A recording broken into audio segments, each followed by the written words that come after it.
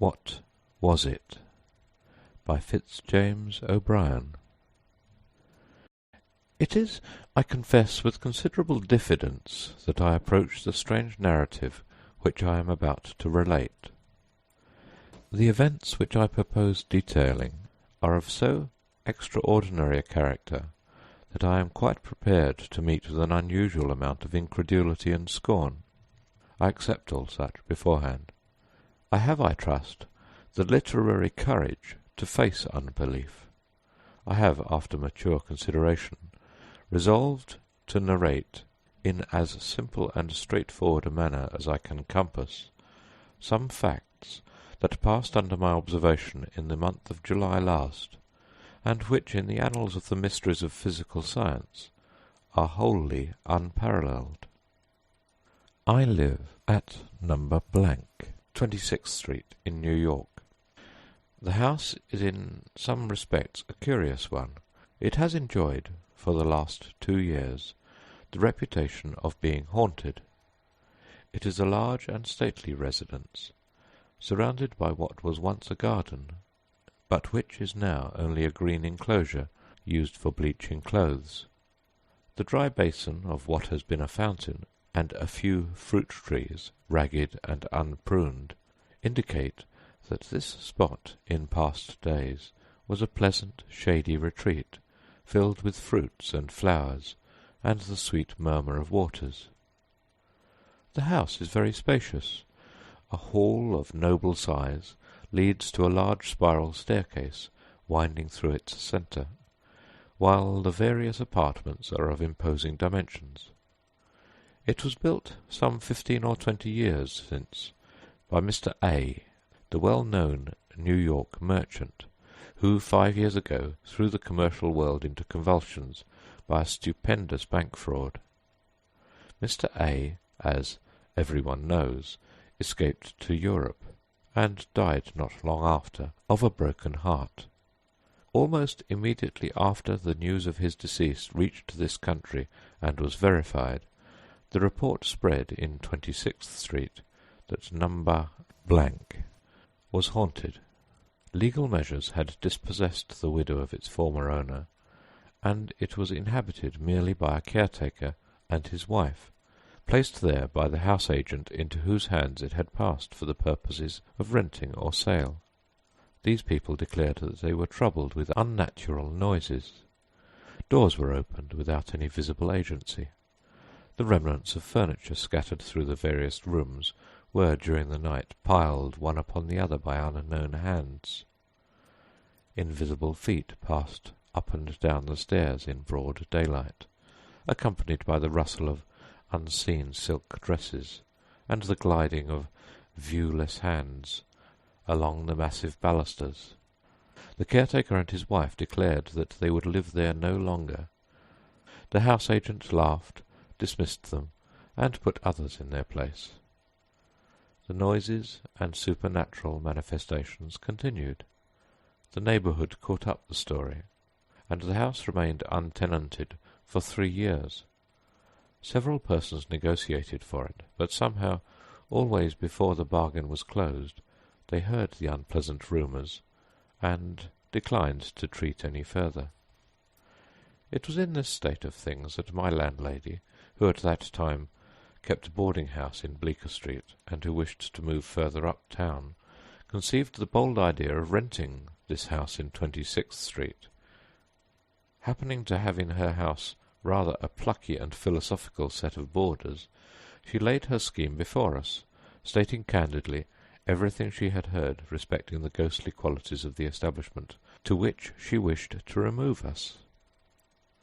With the exception of 2 timid persons, a sea captain and a returned Californian, who immediately gave notice that they would leave, all of Mrs. Moffat's guests declared that they would accompany her in her chivalric incursion into the abode of spirits. Our removal was effected in the month of May, and we were charmed with our new residence. The portion of 26th Street where our house is situated, between 7th and 8th Avenues, is one of the pleasantest localities in New York. The gardens back of the houses, running down nearly to the Hudson, form in the summer-time a perfect avenue of verdure. The air is pure and invigorating, sweeping as it does straight across the river from the Weehawken Heights, and even the ragged garden which surrounded the house, although displaying on washing days rather too much clothesline, still gave us a piece of greensward to look at, and a cool retreat in the summer evenings, where we smoked our cigars in the dusk, and watched the fireflies flashing their dark lanterns in the long grass. Of course, we had no sooner established ourselves at the house than we began to expect ghosts. We absolutely awaited their advent with eagerness. Our dinner conversation was supernatural. One of the boarders, who had purchased Mrs. Crow's Night Side of Nature for his own private delectation, was regarded as a public enemy by the entire household for not having brought 20 copies. The man led a life of supreme wretchedness while he was reading this volume. A system of espionage was established, of which he was the victim. If he incautiously laid the book down for an instant and left the room, it was immediately seized and read aloud in secret places to a select few. I found myself a person of immense importance, it having leaked out that I was tolerably well versed in the history of supernaturalism, and had once written a story the foundation of which was a ghost. If a table or a wainscot panel happened to warp when we were assembled in the large drawing-room, there was an instant silence, and every one was prepared for an immediate clanking of chains and a spectral form.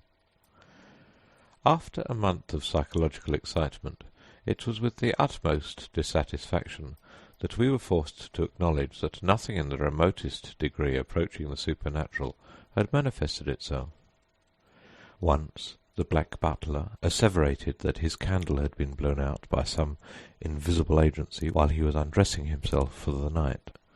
But as I had more than once discovered this coloured gentleman in a condition when one candle must have appeared to him like two, thought it possible that by going a step further in his potations he might have reversed this phenomenon and seen no candle at all, where he ought to have beheld one.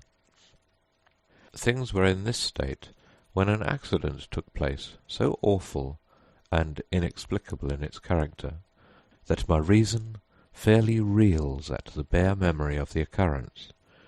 It was the 10th of July.